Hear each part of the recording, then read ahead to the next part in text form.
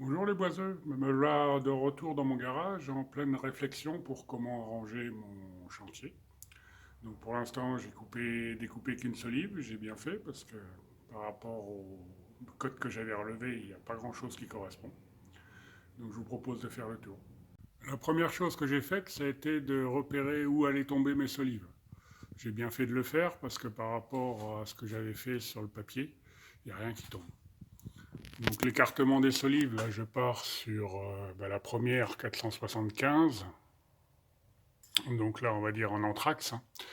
Donc ça fera 52 moins en solivage. Et après je descends majoritairement sur du 450.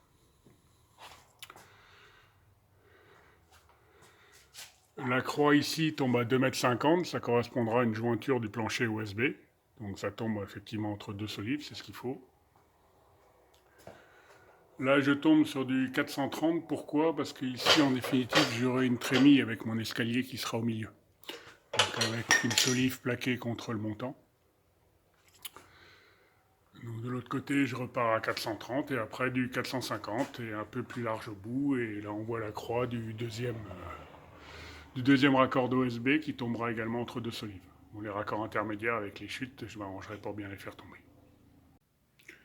Donc si on prend un peu de hauteur, voilà comment ça se présente. Donc c'est juste des agglos de 10, hein, des agglos fins qui sont faits pour la cloison, mais j'ai quand même effectivement un petit linteau qui a été fait en béton.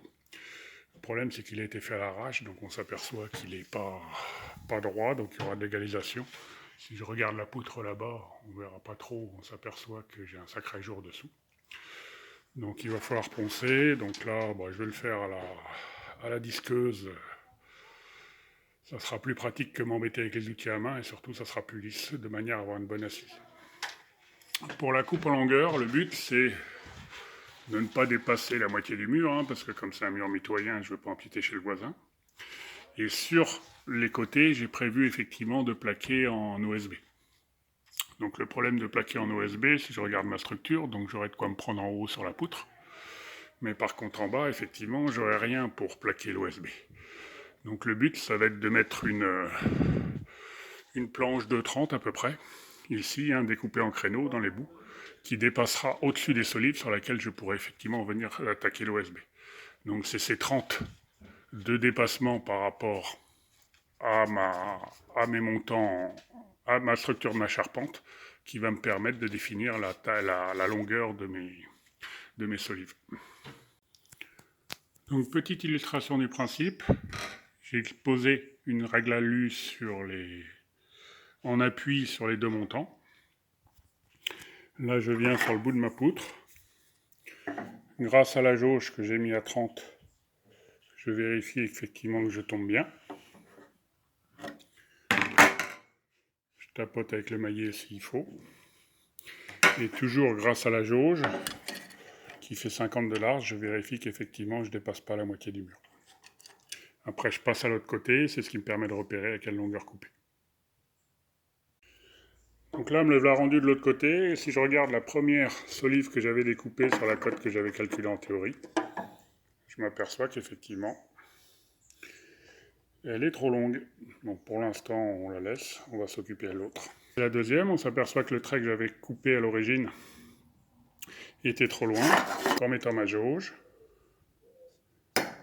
ça me permet effectivement, on le voit ici, de tracer le deuxième trait sur lequel je vais faire ma découpe. Autre remarque importante, mes solives ont été placées côté bombé, on voit bien ici, hein, vers le haut. Donc pour ça, j'ai mis une flèche, et quand j'aurai fini, je numéroterai tous de manière à les faire. La flèche est vers l'entrée, les numéros sont vers l'entrée aussi, comme ça je saurai comment elles se repositionnent. Donc pour la découpe, c'est simple, hein, je pose pas. Une équerre qui tombe. Pour la découpe, c'est simple. Je commence effectivement par reporter mon trait.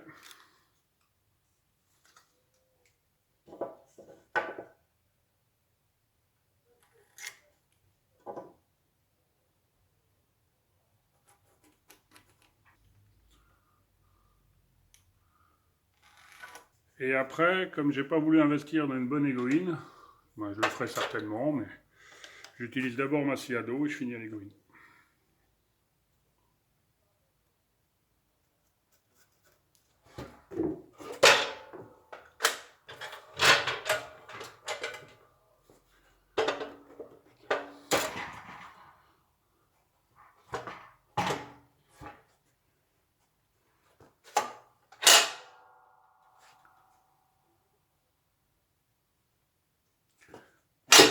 pièce.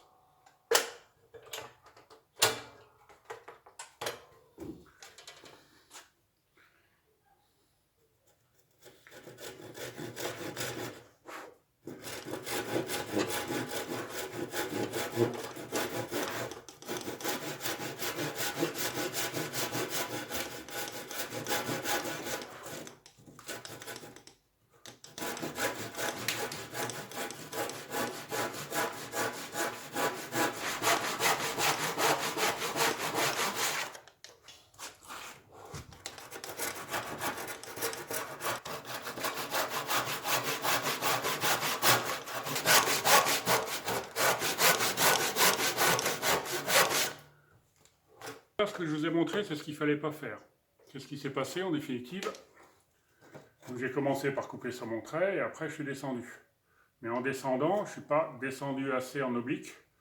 J'ai également descendu ce côté-là. Ce qui fait que je me suis retrouvé effectivement à sortir de mon trait de l'autre côté, comme ma scie n'était pas bien dans l'axe. Donc on a récupéré, ça va, c'est une chute, donc on ne voulait pas la récupérer, mais ça peut être plus dommageable.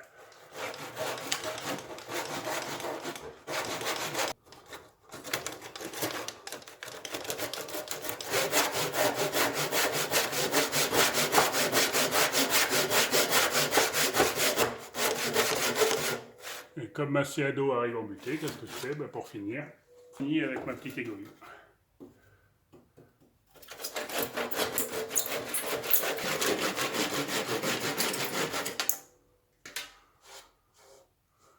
Voilà, donc là on retrouve ici l'accroc que j'ai fait quand j'ai glissé tout à l'heure, à vouloir le récupérer. C'est pas grave, c'est pour des chats. Donc comme j'ai un petit accroc là, je vais quand même juste le récupérer au rabot.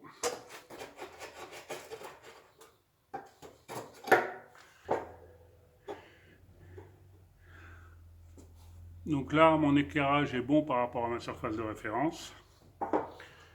Sur le côté, c'est difficile de dire, parce que comme les panneaux ne sont pas tellement bien droits. Bon, suivante.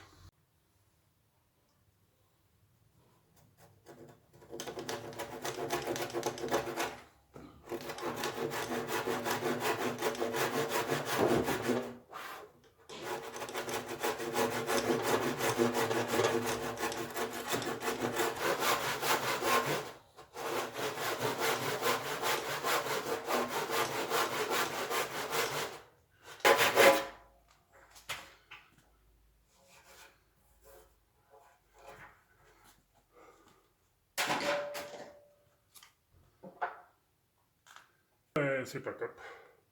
Donc je pense que je vais quand même aller investir dans une bonne égoïne. Bon, je vais essayer avec la scie Jap bas de gamme, je vais voir ce que ça donne.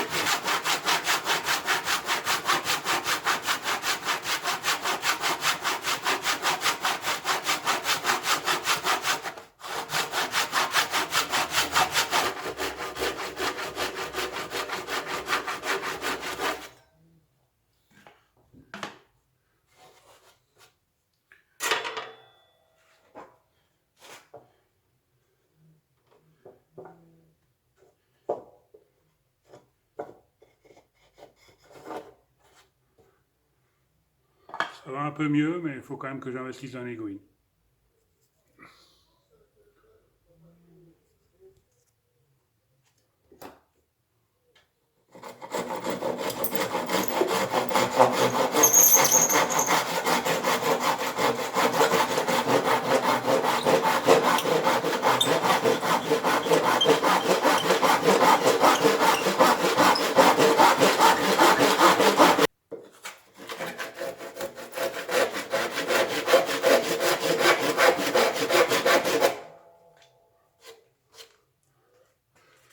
C'est encore avec la vieille égoïne que ça marche le mieux. Donc je vais arrêter la vidéo là, histoire de ne pas faire des vidéos trop longues. hein. Donc il y a la poursuite des découpes, là j'en ai fait, il n'y a que 4, donc j'en ai 15 ou 16, je ne sais plus à faire. Donc je vais finir la mise à longueur hors caméra, sauf si vous avez des questions particulières. Et on se retrouve pour la suite qui sera, je ne sais pas encore vraiment, donc peut-être la mise à hauteur et ou la réalisation de la trémie avant de mettre à hauteur. Je ne sais pas, il faut que je réfléchisse encore. Bon, ben sur ce, j'espère que cette vidéo vous aura encore plu. Et je vous dis à bientôt pour la suite. Allez, en attendant, bricolez bien. Ciao.